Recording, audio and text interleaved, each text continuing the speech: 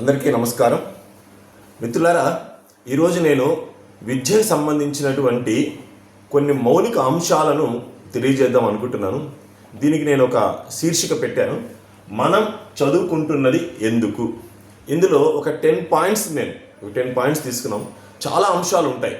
విద్యకు సంబంధించినటువంటి తాత్వికత, విద్యకి మానవ సంబంధాలు, ప్రకృతి సమాజానికి ఉన్న దృక్పథం, వీటన్నిటికీ ఆ ప్రాపంచికత సంబంధించి ఇందులో మనము ఆలోచన చేయగల శక్తి, సృజనాత్మకత, విలువల విద్య, మానవ సంబంధాలు, స్వయంగా నేర్చుకునేటువంటి శక్తి, పని పట్ల గౌరవం, సమస్య పరిష్కార నైపుణ్యాలు, జీవన నైపుణ్యాలు, జ్ఞానం, విజ్ఞానం, మనిషి తనను తాను తెలుసుకోవడం, ఇట్లా ఒక 10 పాయింట్స్, 10 కోర్ ఎలిమెంట్స్ నేను అనుకున్నాను. మనం చదువుకుంటున్నది ఎందుకు. దీనికి సంబంధించి మనకు మొట్టమొదటి పాయింట్ తీసుకుంటే ఆలోచన చేయగల శక్తి. చదువు అనేది కేవలం అటు ప్రాథమిక విద్య నుంచి యూనివర్సిటీ విద్య వరకు ఒక సిలబస్సు, కరికులం ఫ్రేమ్వర్క్లో మార్కులు, వీటి కోసం కాకోకుండా మనం ఆలోచన చేయగల శక్తి కేవలం ఒక బుద్ధిజీవిగా, యోచనాశీలిగా మనిషికి మాత్రమే ఉంటుంది. మనిషి జంతు సమాజం నుంచి విడిపడడానికి కారణము ఆలోచన.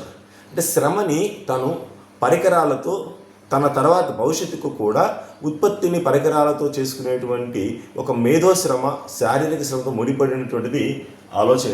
ఇది యాంగిల్స్ ఏం చెప్తారంటే, వానరుడు నరుడుగా మారే క్రమంలో శ్రమ నిర్వహించిన పాత్ర అనేటువంటి ఆయన చిన్న పుస్తకంలో అద్భుతంగా ఆలోచన గురించి తెలియజేస్తారు. సో ఆలోచన అనేటువంటిది మనము అనేక అంశాల మీద ఆధారపడి ఉంటుంది. అది మానసికంగా, శారీరకంగా, సామాజికంగా. సో ఒక వ్యక్తి సొంతంగా ఆలోచించగలగాలి. ఒక పుస్తకం చెప్పొచ్చు, ఒక పీఠాధిపతి చెప్పొచ్చు, ఒక మత గ్రంథం చెప్పొచ్చు, లేదా గొప్ప గురువు చెప్పవచ్చు. కానీ వాటన్నిటినీ మన మెదడులో మదించి తార్కికంగా తెలుసుకొని ఒక నిర్ధారణకు రావడం, నిరూపణకు రావడం, సత్యాసత్య ఒక ప్రయోగం ద్వారా నిరూపణకు రావడం అనేటువంటిది మనం ఆలోచించడం. ఇది వైరుధ్యంగా ఉంటుంది. అలాగే సృజనాత్మకత మోస్ట్ ఇంపార్టెంట్. ఈరోజు ప్రస్తుతం ఉన్నటువంటి భావజాలం ఏదైతే ఉంటుందో సమాజాన్ని ఈ సృజనాత్మకత నడిపిస్తుంది. ఒక ఐడియా జీవితాన్ని మారుస్తుంది అంటాం. మనం ప్రపంచవ్యాప్తంగా కొన్ని వేల సంవత్సరాలుగా శాస్త్ర సాంకేతిక పరిజ్ఞానం, అటు సైన్స్ అండ్ టెక్నాలజీలోను, అలాగే సంస్కృతి, కళలు, నాగరికత, మతం, ఇటువంటి అంశాల్లో కూడా ఏ దేశానికి ఆ దేశానికి ఒక కొత్తగా ఆలోచించడం, వాళ్ళకున్న నైసర్గిక పరిస్థితులు కావచ్చు, ఆహార అలవాట్లు, వాళ్ళ సాంస్కృతిక జీవనంలో క్రియేటివిటీ అనేటువంటిది చాలా ముఖ్యం. అంటే ఎప్పుడైతే మనం సొంతంగా క్రియేటివ్గా కొత్తగా ఆలోచిస్తామో అక్కడ మనిషిలో ఒక పని పట్ల తనకు తృప్తి ఉంటుంది, ఆనందం కలుగుతుంది. మీరు చైనా దేశాన్ని తీసుకోండి. చాలా దేశాల్లో, యూరోప్లో జరిగినటువంటి సాంస్కృతిక పునరుజ్జీవనం కావచ్చు, అలాగే సైన్స్ అండ్ టెక్నాలజీ వచ్చినటువంటి డెవలప్మెంట్స్ కావచ్చు, వాటన్నిటినీ చైనా తన దేశీయ సాంస్కృతిక తనకైనటువంటి వీటిలో మరి ఆ అంశాలని, ఆవిష్కరణ కొత్తగా వాళ్ళు ఒక ప్రొడక్షన్ రూపంలో, ఒక అప్లికేషన్ రూపంలో వాటిని తెలుసుకోవడం జరిగింది.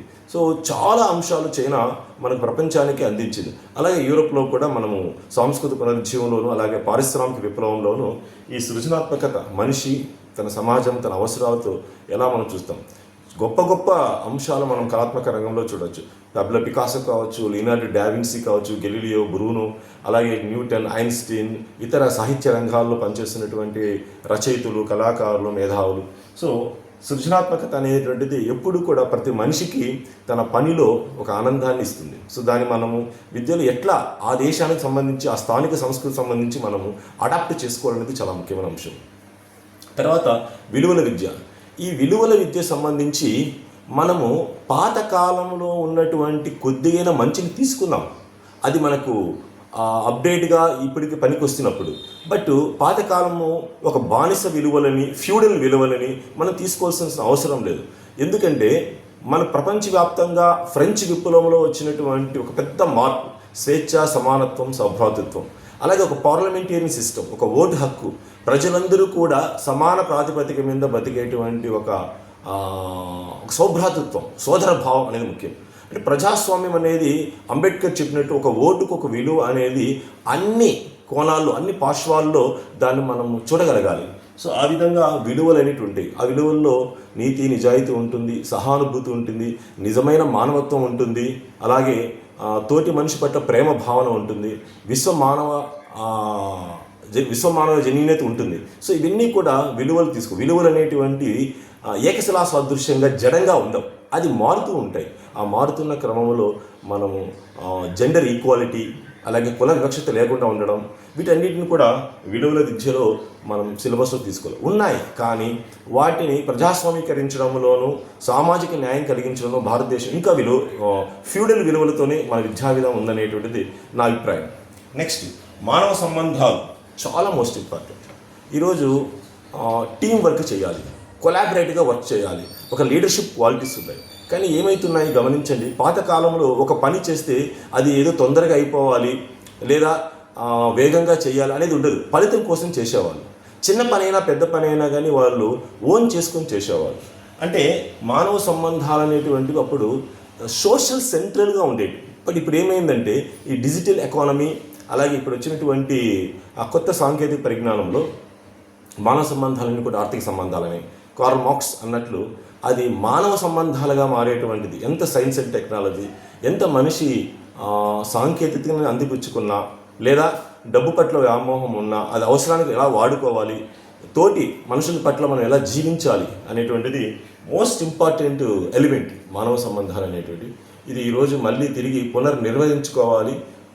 మనము కొత్తగా ప్రయాణం చేయగలగాలి ఈ మానవ సంబంధాల పట్ల. నెక్స్ట్, స్వయంగా నేర్చుకునే శక్తి.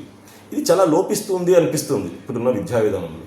రెఫరెన్స్ పుస్తకాలకు పిల్లలు వెళ్ళటం లేదు.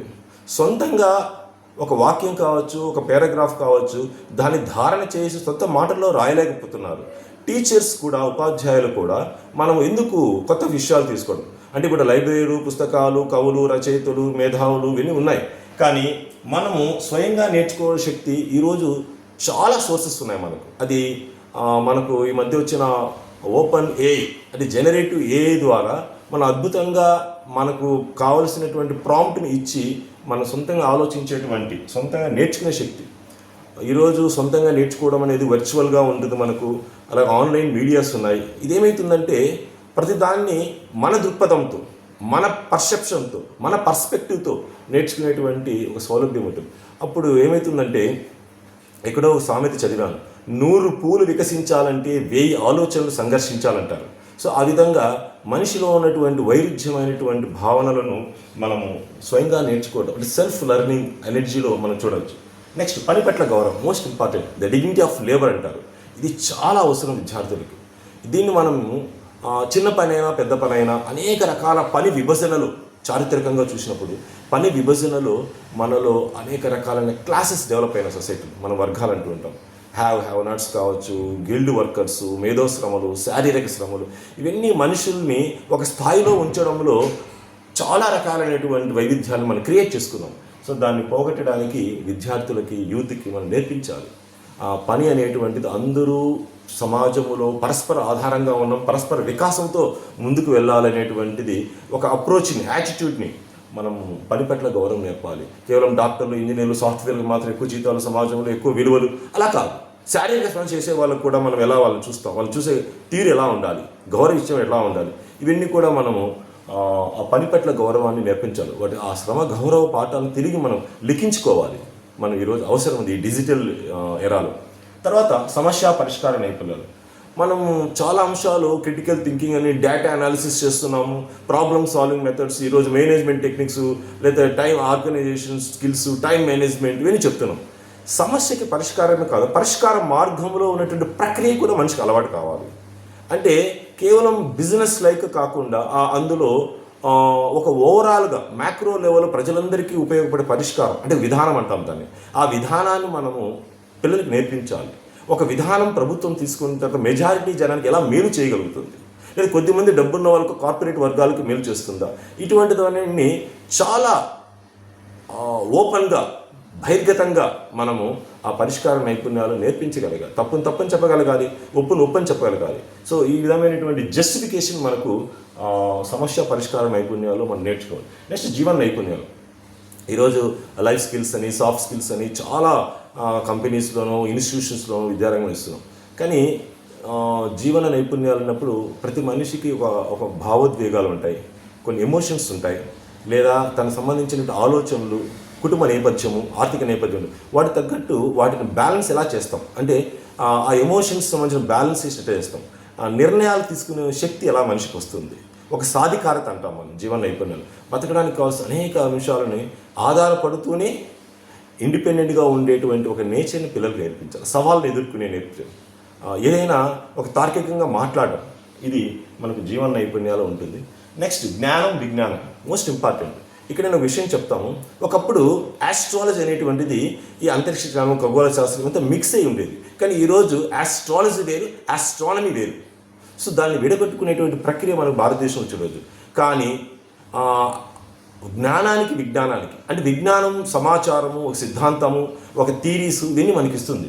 జ్ఞానం అనేది మనసులో పుట్టేటువంటి ఒక భావుకత, ఒక రకమైనటువంటి స్కూల్ ఆఫ్ ఐడియాలజీ అండి, స్కూల్ ఆఫ్ థాట్స్ అంటారు వాటికి. ఒక సిద్ధాంతపరమైన భూమికి ఉంటుంది ఆ జ్ఞానానికి.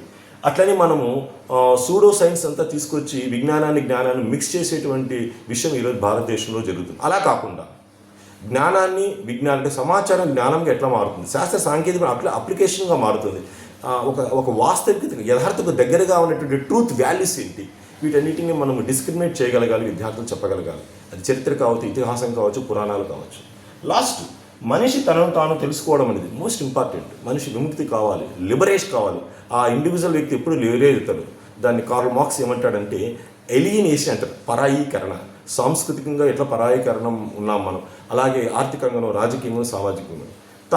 తను చేస్తున్న పని మానవ సంబంధాల పట్ల ఒక సంపూర్ణమైనటువంటి వ్యక్తిత్వ వికాస ప్రయాణానికి, ఒక మనిషిని తయారు చేయడానికి కావలసినటువంటి ఒక రకమైనటువంటి థీరీని లేదా ఒక ఆచరణని, ఒక సిద్ధాంతాన్ని మనం ఇవ్వగలగాలి. అది చాలా హోలిస్టిక్గా ఉండాలి, ద హ్యూమన్ డెవలప్మెంట్ థీరీగా ఉండాలి.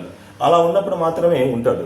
తను తెలుసుకోవడం, తన గురించి తాను తెలుసుకోవడం, తన అస్తిత్వం సమాజంలో ఎలా ఉంది తెలుసుకోవడం, సామాజిక అస్తిత్వం నా మీద ఎలా ప్రభావితం చూపిస్తుంది తెలుసుకోవడం, ఇవన్నీ కూడా మోస్ట్ ఇంపార్టెంట్ ఎలిమెంట్స్ నేను అనుకుంటున్నాను. సో ఈ రకంగా మనము టీచర్స్, విద్యార్థులు తిరిగి మనం పునర్లిఖించుకొని, రీఎన్ఫోర్స్మెంట్ చేసుకొని, కొత్త ఆలోచనతో ముందుకు పోయి మనం సమాజాన్ని ఒక వికాసం వైపు, మనుగడ వైపు నడిపించాలని నేను ఆశిస్తున్నాను.